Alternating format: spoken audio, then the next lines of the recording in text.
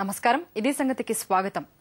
గుజరాత్లో 4సారి విజయం సాధించడంపై దృష్టి సారించిన భారతీయ జనతా పార్టీ ఆ రాష్ట్ర ప్రజలందరినీ ఆకట్టుకునే రీతిలో ఎన్నికల హామీ పత్రాన్ని విడుదల చేసింది.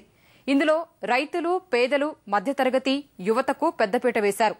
ఇక హ్యాట్రిక్ విజయం కోసం విస్తృత పర్యటనలతో ప్రచారం చేస్తున్న మోడీ నూతన సాంకేతికతతో దూసుకుపోతున్నారు. 3D మాయలు చేస్తున్నారు. గుజరాత్లో భాజపాను ఈసారి ఎలాగైనా ఓడించాలని పట్టుదలతో ఉన్న కాంగ్రెస్ ఉన్న అన్ని అవకాశాలు వినియోగించుకుంటుంది. అయితే కేశుభాయ్ పటేల్ గుజరాత్ పరివర్తన పార్టీతో లోపాయికారి ఒప్పందం బెడిసి కొడుతోంది. ఇది చాలదన్నట్లు రెండు పార్టీల నుంచి భాజపాలోకి వలసలు భారీగా సాగుతున్నాయి.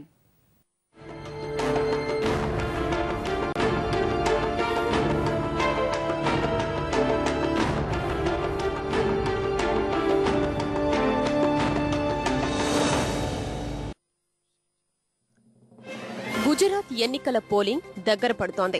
ఈ నెల 13న తొలి విడత, 17న రెండో విడత పోలింగ్ జరగనుంది. 2 నెలలుగా ఎన్నికల ప్రచారంతో హోరెత్తిన ప్రచారం. తొలి విడత పోలింగ్ కి 10 రోజులు కూడా సమయం లేకపోవడం వల్ల నేతలు తీరిక లేకుండా ప్రచారం చేస్తున్నారు. హ్యాట్రిక్ విజయంపై దృష్టి సారించిన ముఖ్యమంత్రి నరేంద్ర మోడీ భాజపాను 4గోసారి గెలిపించడానికి సర్వశక్తులు ఒడ్డుతున్నారు. అంతా తానై పార్టీని ముందుకు నడిపిస్తున్నారు. మోడీ అభివృద్ధి నినాదంతో పాటు ఢిల్లీ ఆదేశాలకు గుజరాత్ ప్రజలు తల వంచరంటూ ప్రచారం నిర్వహిస్తున్నారు. గుజరాత్ దశ దిశ మార్పు నినాదాన్ని కాంగ్రెస్ అందుకుంది. మోడీతో విభేదించి సొంత పార్టీ పెట్టుకున్న కురవృద్ధుడు కేశుభాయ్ పటేల్ తన సామాజిక వర్గం ఓట్లనే ప్రధానంగా నమ్ముకున్నారు. గుజరాత్లో ఈ దఫా త్రికోణ పోటీ కనిపిస్తుంది. ప్రధానంగా భాజపా, కాంగ్రెస్ మాత్రమే నువ్వా నేనా అన్నట్లుగా పోటీ పడుతున్నాయి. మరోసారి అధికారంలోకి వచ్చేందుకు సర్వశక్తులు ఒడ్డుతున్న మోడీ జనరంజక ఎన్నికల హామీ పత్రం విడుదల చేశారు. రైతు ఎదుర్కొంటున్న అన్ని సమస్యల్ని పరిష్కరిస్తామని హామీ ఇచ్చారు. ఎన్నికల హామీ పత్రాన్ని పరిశీలిస్తే మరో 16 లక్షల హెక్టార్ల సాగునీరు కల్పిస్తామన్నారు. రైతులకు అతి తక్కువ వడ్డీలకే రుణాలు, జిల్లా స్థాయిలో శీతల గిడ్డంగులు, వ్యవసాయ ఉత్పత్తి శుద్ధి యూనిట్లు, గిరిజన రైతులకు సాగునీటి సౌకర్యం కల్పించేందుకోసం 4125 కోట్లతో ప్రణాళికలు చేస్తామని తెలిపారు. యువత, దిగువ మధ్యతరగతి ప్రజల్ని ఆకర్షించడంపై మోడీ దృష్టి సారించారు. 30 లక్షల మంది ఉద్యోగ కల్పన సహా వచ్చే 5 ఏళ్లలో 50 లక్షల ఇళ్లు నిర్మిస్తామన్న మోడీ పేదలకు ఉచితంగా కట్టిస్తామన్నారు. దిగువ మధ్యతరగతి ప్రజల్ని గుర్తించి వారిని ఆదుకుంటామని ఎన్నికల హామీ ఇచ్చారు. దిగువ మధ్యతరగతి ప్రజల్ని గుర్తించి వారిని ఆదుకుంటామని ఎన్నికల హామీ ఇచ్చారు. ఇలా అన్ని వర్గాల్ని ఆకట్టుకునే ప్రయత్నం చేస్తున్నారు.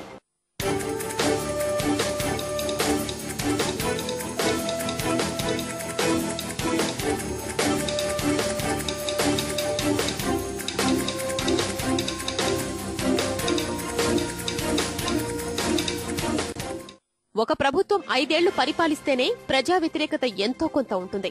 అలాంటిది మోడీ 10 ఏళ్లుగా గుజరాత్ ముఖ్యమంత్రిగా కొనసాగుతున్నారు. అయితే ప్రజా వ్యతిరేకతను సొమ్ము చేసుకోవడంలో కాంగ్రెస్ వెనకబడిపోతోంది. తనదైన రాజకీయాలు చేయడానికే పరిమితమవుతోంది. సంప్రదాయ మైనారిటీ ఓట్లను కొల్లగొట్టడం సహా కేశుభాయ్ పటేల్తో లోపాయికారి ఒప్పందంతో ముందుకు సాగుతోంది. కేశుభాయ్ పోటీ చేస్తున్న విసావదర్ నియోజకవర్గంలో కాంగ్రెస్ అభ్యర్థినే నిలపలేదు.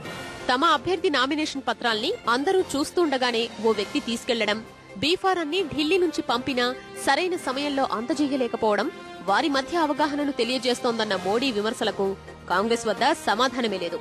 మైనారిటీ ఓట్లపై దృష్టి పెట్టిన కాంగ్రెస్ మోడీ పోటీ చేస్తున్న మణినగర్ నియోజకవర్గంపై వ్యూహాత్మకంగా ముందుకు సాగింది. గుజరాత్ అల్లర్లలో మోడీ ఓ వర్గాన్ని వ్యతిరేకించారంటూ ఆరోపణలు గుప్పించి సస్పెన్షన్ కు గురైన ఐపీఎస్ అధికారి సంజీవ్ భట్ భార్య శ్వేతా భట్ ను బరిలో నిలిపింది.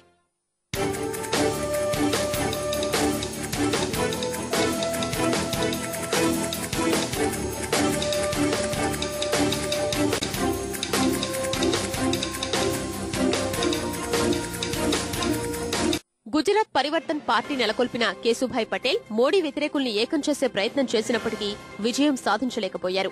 పటేల్ వర్గీయులు అధికంగా ఉన్న సౌరాష్ట్రం ప్రాంతంలో ఈయన పార్టీ ప్రభావం కనిపించే అవకాశాలున్నాయి.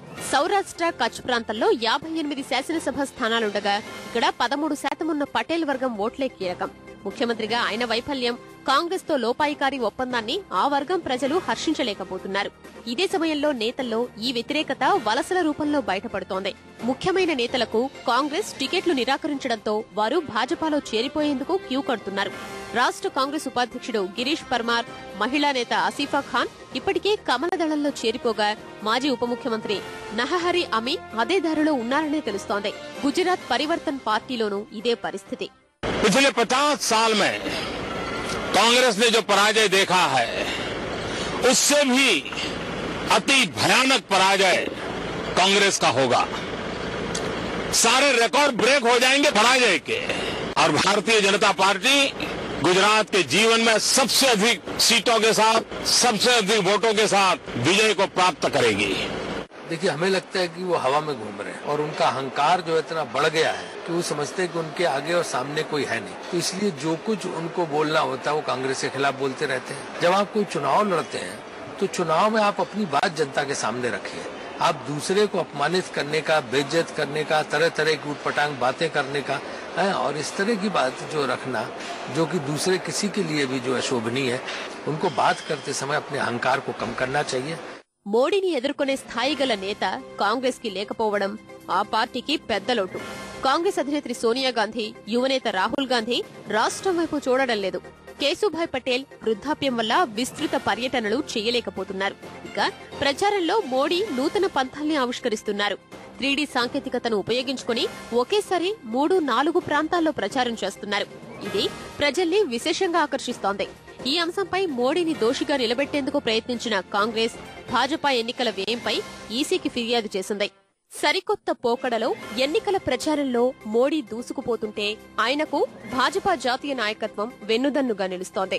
అద్వానీ, సుష్మా స్వరాజ్, మురళీ మనోహర్ జోషి ఇలా హేమాహేమీలంతా వీలు చిక్కినప్పుడల్లా గుజరాత్ లో ప్రచారం చేస్తున్నారు. కాంగ్రెస్ లో మాత్రం ఈ పరిస్థితే కనిపించడం లేదు.